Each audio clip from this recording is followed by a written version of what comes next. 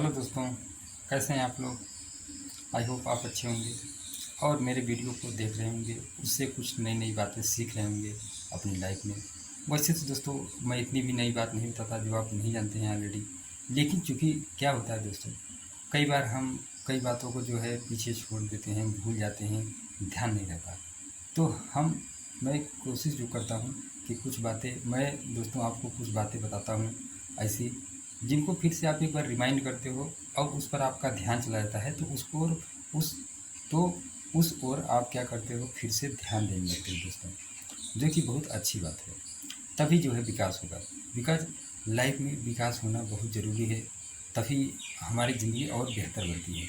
तो दोस्तों, आज मैं आपसे एक नई बात बताने वाला हूँ कि देखिए दोस्तों, मैं अब एक और जो है आपके लिए शुरू कर रहा हूँ, जो अच्छी बात होगी। जैसे कि मैं शुरू कर रहा हूँ कंप्यूटर के बारे में। कंप्यूटर आज की डेट में आप देखिए कितना ज़रूरी पार्ट है हमारी लाइफ का। हर तरह से वो हमारे लिए बहुत नेसेसरी है। मोबाइल तक तो चलिए काफ़ी काम हो जाते हैं, मैं मानता हूँ। लेकिन अगेन, जब आप कुछ और चीज़ें करना चाहते हो बेहतर तरीके से, चाहे वो मेरी बातें सुन रहे हों बच्चे हों या फिर किसी भी तरह के लोग हों, अगर मेरी बात सुन रहे हैं तो उनके काम की है। तो होता क्या है देखिए, कंप्यूटर के बारे में जानना और उसको यूज करना आपको आना चाहिए आज की डेट में, जबकि ऑनलाइन का ज़माना है दोस्तों। और बहुत तरह की चीज़ें जो हम ऑफलाइन में जाके करते हैं, परेशान होते हैं, उसको घर से अब आसानी से कर सकते हैं। चाहे हमारा टिकट बुकिंग हो या बैंकिंग वाली चीज़ें हों, या इसके अलावा और भी तरह की चीज़ें, चाहे कोई सामान मंगाना, क्या जो कि आप मोबाइल से भी करते हो, मैं मानता हूँ।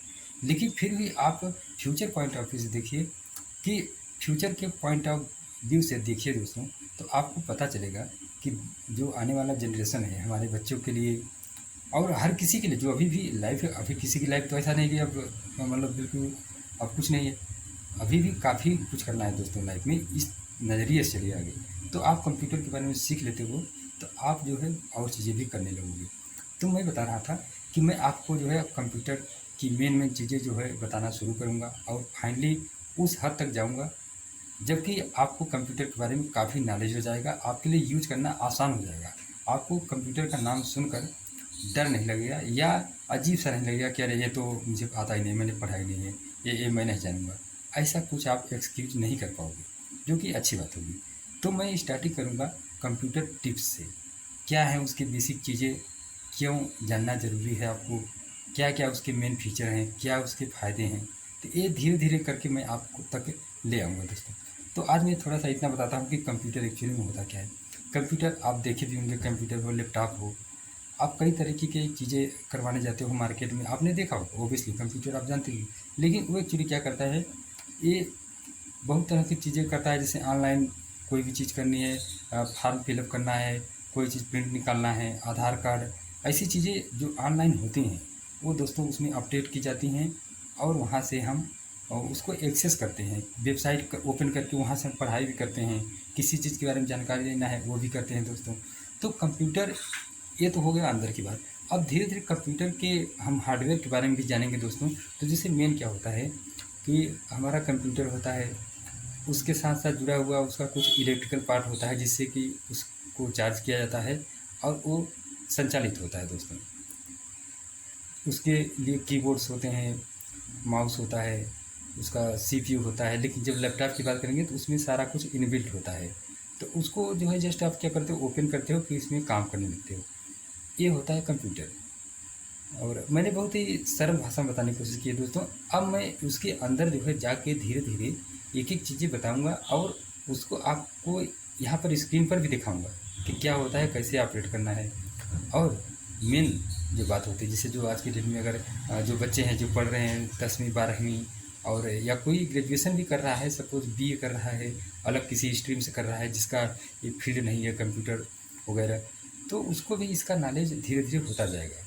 ठीक है दोस्तों, क्योंकि आज के डेट में क्या है, ऑनलाइन टेस्ट देना, ऑनलाइन एग्जाम्स भी होती हैं, तो आपको नॉलेज कब होना चाहिए। तो अब आप लोग आपको लगेगा कि यार इसके बारे में तो मुझे पता है। ठीक है दोस्तों, पता है, मैं जान रहा हूँ, लेकिन मैं कुछ और अंदर की चीज़ें बारीकी से बताऊँगा, क्योंकि मेरा ये फील्ड रहा है, कंप्यूटर साइंस एंड इंजीनियरिंग मेरा फील्ड रहा है। और दोस्तों मैं अपने बारे में बता दूँ, मेरा नाम है लक्ष्मी नारायण। मैंने इसके पहले मैकेनिकल इंजीनियरिंग से जो है इंजीनियरिंग किया हुआ है मैंने, अब मैं कंप्यूटर साइंस इंजीनियरिंग से जो है इसके बाद इंजीनियरिंग किया हूँ। अभी मेरा थोड़ा सा टाइम और रह रहा है, पूरा हो जाएगा। तो मैं कह सकता हूँ कि मैं 2 फील्ड में मतलब स्किल्ड हूँ। अब आपको बेहतर बातें बता सकता हूँ, को रिलेट करके बता सकता हूँ। आज देखिए जितने अलग-अलग डिपार्टमेंट के लोग हों, चाहे मेडिकल इंजीनियरिंग हो, चाहे कोई मैकेनिकल इंजीनियरिंग, चाहे अलग-अलग सिविल इंजीनियरिंग, अलग-अलग इंजीनियरिंग, यहाँ तक कि जो मैंने बताया मेडिकल इंजीनियरिंग, मेडिकल डिपार्टमेंट में भी क्या है, कंप्यूटर का बहुत हद तक यूज़ हो रहा है। आज की डेट में कंप्यूटर से दोस्तों बीपी वगैरह ऐसी चीज़ें उससे चेक की जा रही हैं तथा डेटा को एनालिसिस किया जा रहा है कि आगे के पैटर्न किस हद तक जो है डिफरेंट होंगे, क्या मतलब कॉन्सिक्वेंसेज होंगे, ये सारा चीज़। अब आप देखिए वैसे भी कहीं जाते होंगे, किसी तरह कुछ करवाना है दोस्तों, वो सारा कुछ कंप्यूटरी तरीके से ऑपरेट होता है। तो आप सोचो, सिर्फ इसलिए जानना जरूरी नहीं है कि क्या होता है मैं यूज करूँगा, ऑनलाइन चीज़ें करूँगा, बल्कि आगे चलकर आप जॉब भी करते हो, किसी भी फील्ड से हो, तो आप अगर सपोज़ कोई मेडिकल डिपार्टमेंट से है या कहीं न कहीं आप 10वीं 12वीं किए हो अलग तरीके से, फिर आप जाके किसी तरह से असिस्टेंट के रूप में वहाँ जॉब करते हो, तो भी आपको क्या है वहाँ पर कंप्यूटर चलाना पड़ेगा, ऑपरेट करना पड़ेगा। तो आपको उसके बारे में बेसिक फंक्शन धीरे-धीरे नॉलेज रखनी होगी दोस्तों। इसलिए मैं आपको ये बातें धीरे-धीरे बताऊँगा और आप सुनोगे। ऐसा नहीं कि इसके बारे में आपको यूट्यूब पर नहीं मिलेगा। लेकिन कई बार देखिए दोस्तों क्या होता है, कोई डायरेक्टली ही किसी टेक्नोलॉजी को आपके सामने ला के रख देगा कि ये होता है ऑपरेटिंग सिस्टम, ये होता है प्रोग्रामिंग, ये होता है कोडिंग। तो आपको समझ में ही नहीं आएगा कि ये क्या बंदा बोल के चला गया। तो वो बात उन लोगों को समझ में आएगी जो उसी फील्ड से हैं। लेकिन मैं जो बातें ला रहा हूँ, जो टेक्निक्स, जो टिप्स लाऊँगा आपके लिए, वो हर किसी के लिए होगा, हर किसी के लिए एक्सेसिबल होगा। अब मैं ऐसा नहीं कर रहा हूँ कि मैं ही 30 मार खा हूँ, मैं ही मतलब एकदम तोप हूँ। आप धीरे-धीरे देखना कि हाँ, मैं आपके काम का हूँ कि नहीं।